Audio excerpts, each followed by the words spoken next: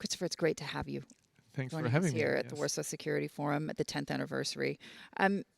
It's a bit of a different position than last year when we spoke. The war had just begun. There was a great deal of enthusiasm in Western nations for supporting Ukraine at all costs. Now we're seeing a lot of politics at play, not just in the neighborhood, but also back in the United States, and worries about 2022 or 24. How concerned are you about these elections and that impact on Ukraine and the funding for the conflict? Yes, let me first say that coming here to the Warsaw Security Forum is wonderful insofar as you have so many people where you share your views and where you're on the same line. So I'm encouraged by what I hear from many people attending here. But it's a selection of people who are coming here, and something is looming in the background there, and we have to be realistic about this. We have to be realistic about the United States. I would even go so far as to say that no matter who will be president in the United States in the future, the United States will continue to turn more towards Asia. And in the administration and also in Congress, the opinion will spread that for European security, it's up to the Europeans to be the first provider, so to speak, and maybe we are ready to back up. But why should a continent which is basically as rich as ours, why can't they provide their own security? And I think this will be stronger. With Joe Biden, we have a transatlanticist. He was brought up in the Cold War. He knows everything about this alliance and the need for the Godfather to be there. But he's last of a kind. It will be difficult. It will be different. It will be on the Democratic side. You already have today, on the left of the Democrats, they rightly point at, money that has to be spent domestically on education, on infrastructure, on income disparity. You have to do it on climate change. And on the right, you see right now what is happening in Congress. You have the conservative Republicans that are, pro transatlantic relations, but you have more and more on the right wing who say practically not the same as the Democrats, but they say, well, we have to spend it on the wall, on towards Mexico. So the lesson for this, for us Europeans, is we have to step up to the plate. Do you believe that Europe will learn that lesson in time? I think conferences like the Warsaw Security Forum, where decision makers, opinion makers come together, these conferences have the purpose to remind Europeans that we have a tall task and we have to step up to the plate.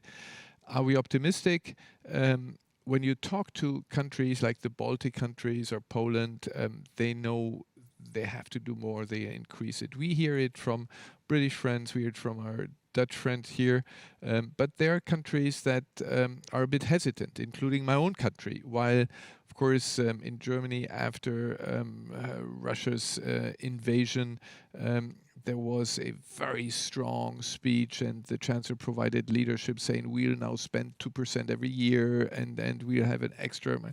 This all sounded very well, and it's got off to a good start, but you could already feel what we went through after 2014. You remember 2014, after the annexation of Crimea, the German government, they were said, yes, we are committed 2%, and you know what happened. So I'm afraid some countries, including mine, this is happening again, and then we are in very bad shape. There's also the question of if support is to wane in the United States with coming elections and government shutdowns even, can Europe pick up that shortfall? And perhaps they can when it comes to economic assistance, but when it comes to weapons assistance, they just don't have the same capacity as the U.S. does.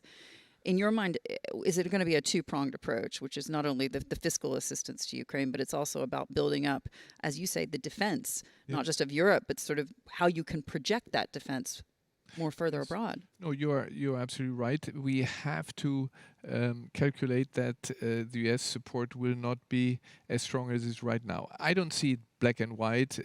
I even believe, and we saw that under a Trump administration, actually during this time, at the end, there were more American soldiers stationed in Europe than before. And there is a majority also in the American establishment that for whom the trans relations are key and to support. But we Europeans have to work very hard that we can replace a United States that is no longer ready to step in, without limitations, basically. So we have to do it. Are we ready for it? I see a gradual shift. Is this shift fast enough? I must say right now it's not, and I think we need to continue to learn the lesson, and we have to leave a bit this zone of comfort that we are in, and have to take some tough decisions. As chairman of the Munich Security Conference, you're possibly you're uniquely placed really to speak on the transatlantic alliance and what that is today and how that potentially will evolve. There are a lot of questions about Ukraine becoming a member of NATO. A lot of politicians will say, yes, it's crucial, knowing very well that it's not going to happen in the near to medium term. In your mind, do you think it's inevitable that they become part of NATO? I understand. I understood why back in 2008 at the Bucharest summit, Ukraine and Georgia were not given the possibility to become member. At that time, Ukraine in particular was not ready. The politics was divided. The population was divided. Today, it's totally different. And we have to think ahead. Today, we know that the vast majority of Ukrainians are in favor of NATO. This is one condition. And then we have to take, the lessons from what happened 2013-14, which was that, and we were very much engaged in it. We concluded an agreement, the Minsk Agreement.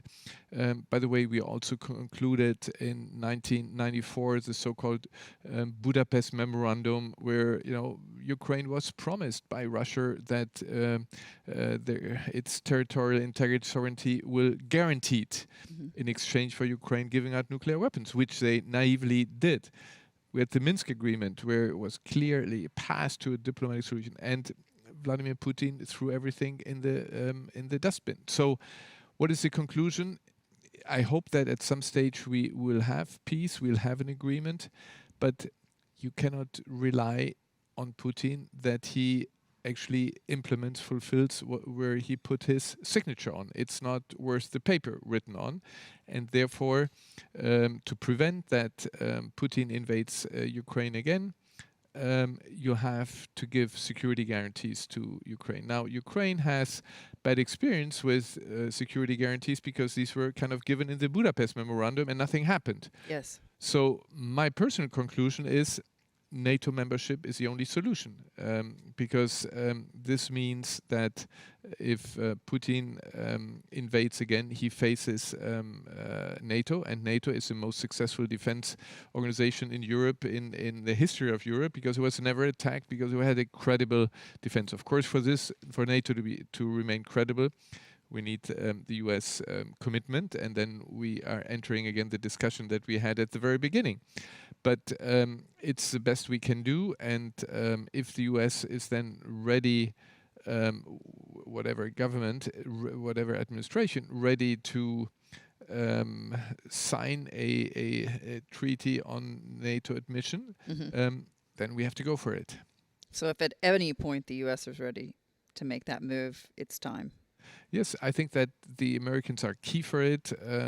We Europeans, we hope that we will have also the means to defend ourselves, but a credible European defense exists only with the American backing. Christopher, it's always great to have you here at the Warsaw Security Forum. Thank you so much for joining us. Wonderful.